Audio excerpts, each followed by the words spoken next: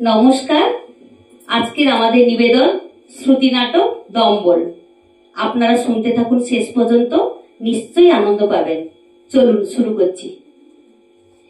এই শোনো, শুনছো? চারানা দই দিয়ে আসো না গো। কি দই? হ্যাঁ এখন? এই রাত 10টার সময় কি হবে কি দই দিয়ে? দম্বল। দম্বল?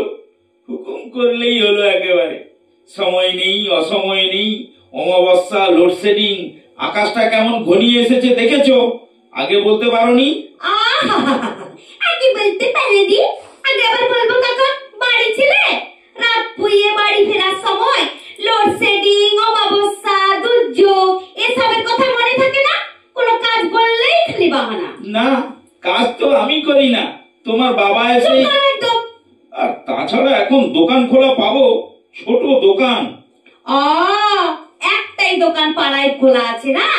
আহা, দোকান থাকলেই দই থাকবে আর কোনো গ্যারেন্টি আছে কি? লবণ সার বাজার জানো না, 7টার মধ্যেই হাঁড়ি একেবারে চাঁচপোঁচ হয়ে যায়। বাবা, কবে থেকে গণনা করতে শুরু করেছে গো? গণনা মানে কি গো? আমি যেন একটা দুধের বাচ্চা, এক্সপিরিয়েন্স বলে যেন একটা কথা নেই। আচ্ছা যাও। আরে বাবা, গিয়ে দেখো না, দম্বলটা এলে দই পাতা হলে কি গরমের দিনে একলা আমার শরীরটা জুড়ুবে? ওই শুরু হয়ে গেল টোপ দেয়া, নাচানো। আমি তো কোন ছা। কি আমি তোমাকে নাচাচ্ছি? হ্যাঁ হ্যাঁ, তুমি আমাকে নাচাচ্ছ। শুধু তুমি কেন, এই হচ্ছে তোমাদের জাতের ধর্ম। স্বয়ং রামচন্দ্র পর্যন্ত এই টোপে পড়ে লঙ্কা কাণ্ড বাঁধালেন। জানতেন, ভালো করে জানতেন যে সোনার হরিণ হয় না। তবু বউ বলেছে, বউয়ের মুখের বাক্যি শুনেছে। আর মানে কোথায় নাচতে বেরোলেন, একা নয়, ভাইয়ের সঙ্গে লক্ষণটিকে পর্যন্ত বগলে নিয়ে নাচিয়েই ছাড়লেন। যাই, আমিও নেচে আসি হুকুম যখন হয়েছে। হুকুম? একে হুকুম করা বলে? আমি কটা কথা বলেছি? না না, একে কি আর হুকুম করা বলে? একে বলে রিকোয়েস্ট। যাই, এখন 3-4টে দোকান ঘুরে বৃষ্টিতে আধ ভেজা হয়ে ফেল করা ছাত্রের মতন সুসুর করে তোমার সেই মুখের ঝাঁটা খাওয়ার জন্য ঘুরে আসি। কি গো, পেলে?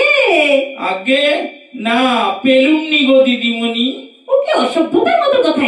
পেলেনি কে দিদিমণি? ছি ছি ছি, তুমি কি বাড়িতে আমাকে কাজ করাতে রাখো? তাছাড়া কি, বাড়ির কর্তা ভাবলে কি মাঝরাতে আমাকে দোকানে পাঠাতে পারতে? তার উপর আবার তোমার হুকুম তামিল করা যায়নি। উঁচু গলায় কথা বলার মতো জোর আছে আমার। বাবার নাম পর্যন্ত ভুলে গেছি। আর ভাষা তা পেলে না কেন? নেই তাই। কোথায় কোথায় গিয়েছিলে? ও ইয়ে, ঘোষ মশাই, বোস মশাই, দত্ত মশাই, নাগ মশাই, কেবল বিআই মশাইটাই বাকি রয়েছে। বাজে কথা রাখো, এখন কি হবে বলো? 12টা বাজে, আলো নিবিয়ে দুগ্গা দুগ্গা বলে শুয়ে পড়ো। আর দুধ ফোটাও। এই এতটা দুধ এখন কি হবে? ফোটাও মানে ফুটিয়ে রেখে দিবে। তারপর কাল যখন ঘুম থেকে ওঠার আগে জানালাগুলিতে দুধের প্যাকেট ফেলে দিয়ে যাবে, তখন কি আমি দুধ সাগরে ডুবে মরবো?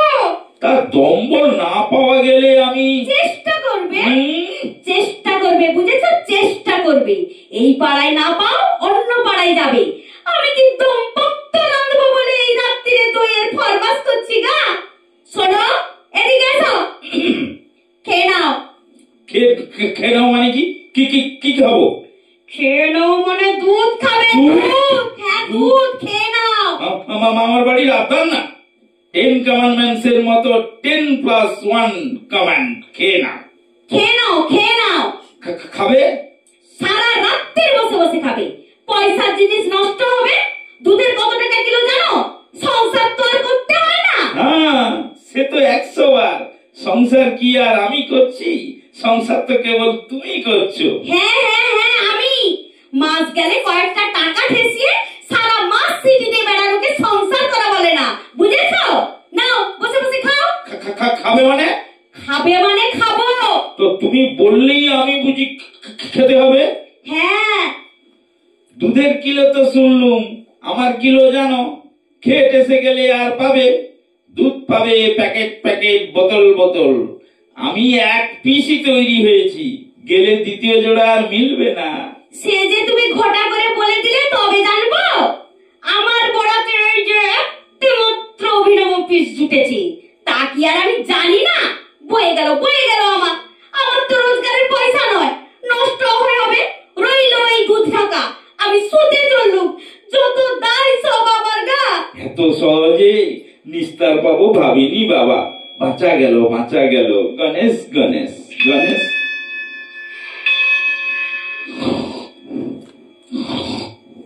কি হবে? এই শুনছো? শোনো না। কি হলো আবার?